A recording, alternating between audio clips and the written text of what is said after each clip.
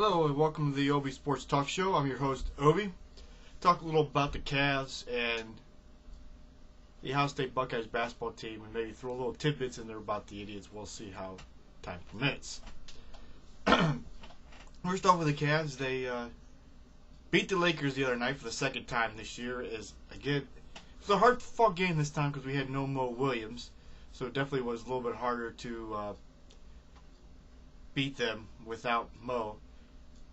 But Delonte West came up big, and we had some big game for J.J. Hickson in that game. Then they played Oklahoma last night and blew a 13-point lead, but were able to come back on a big three by Daniel Gibson and a nice block by LeBron James on Kevin Durant. And Jawad Williams had a big game. Shaquille O'Neal had a huge game for us. That was great to see as well. But Delonte West did not play, and he's out with a broken finger. So now we're down Mo Williams and Delonte West. So it's going to be a tough little stretch here as we got some for the next few games. Mo Williams is going to be out 4 to 6 weeks. That hurts big time. Delonte West, we played without him some this year, so that's not that big of a disappointment. But it's still going to hurt. But back to the Cavs and the Lakers. I tell you what, if that doesn't tell you that the Cavs are for real this year and have a legitimate chance to get into the NBA Finals, then I don't know what does. I mean, the way they were just able to shut down the Lakers twice this season, and that's not an easy thing to do. Kobe Bryant, for one thing, they got Kobe Bryant and Paul Gasol, Ron Artest, and Lamar Odom, and a lot of other guys. But I tell you what, Paul Gasol, he looked like he was lost trying to cover Shaquille O'Neal.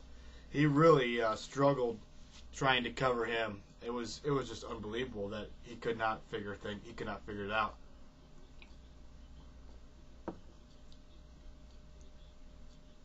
So if the Cavs and the Lakers finish with the best record in the finals, the Cavs will have home field advantage throughout the playoffs and in the NBA Finals.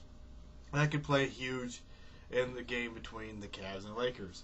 So way to go, Cavs. Way to get it done without Mo against the Lakers, and way to get it done without Delonte West and Mo Williams against Oklahoma Thunder, who is a pretty good ball club with Kevin Durant on that basketball team.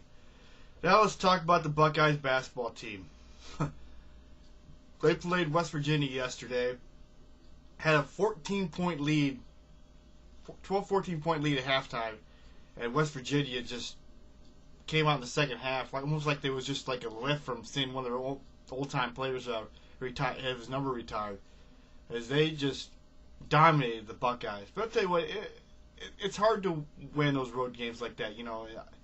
Sometimes road games are hard to win in college basketball. They can be very, very hard. But I think this team will be all right. We got Evan Turner is trying to get back to his old form. So I think as it goes on, you're going to see Evan Turner stepping up and doing a little bit better job trying to figure things out.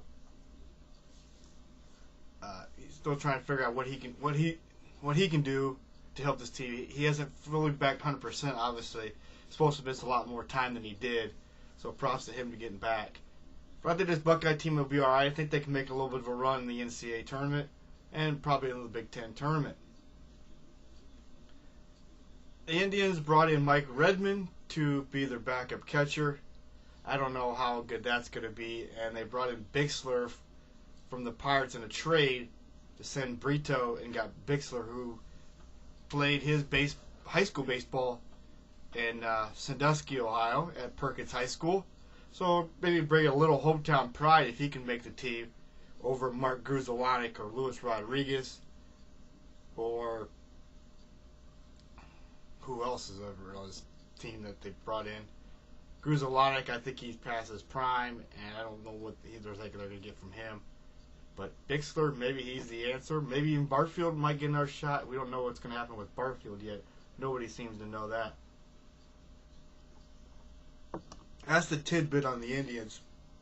Let's just get back to the Cavs here.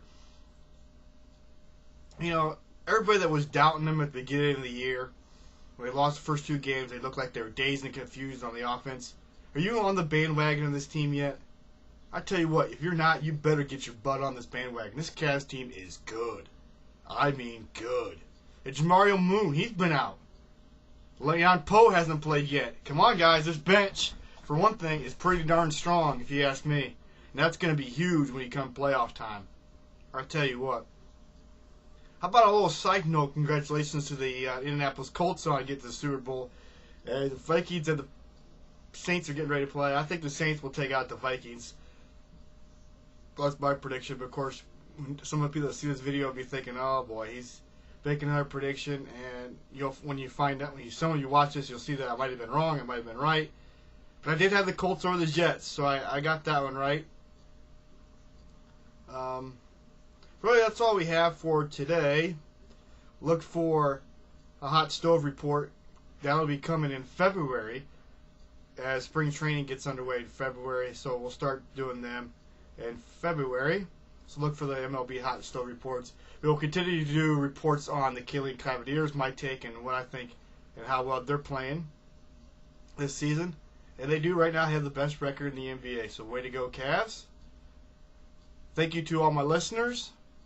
Hope you continue to listen to these shows. I really enjoy doing them. And we got the LeBron James jersey on supporting it today.